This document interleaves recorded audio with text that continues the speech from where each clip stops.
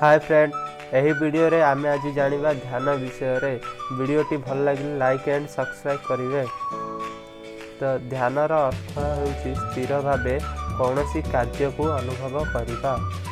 कौन यह केवल हिंदू धर्मर व्यक्ति करने उचित ना यह समस्ते करने उचित। यह पूर्वे हिंदू धर्मर मुनि माने आविष्कार एवं प्रचार करथिले। तेणु समस्ते भावती जे यह केवल हिंदू धर्मर बोली।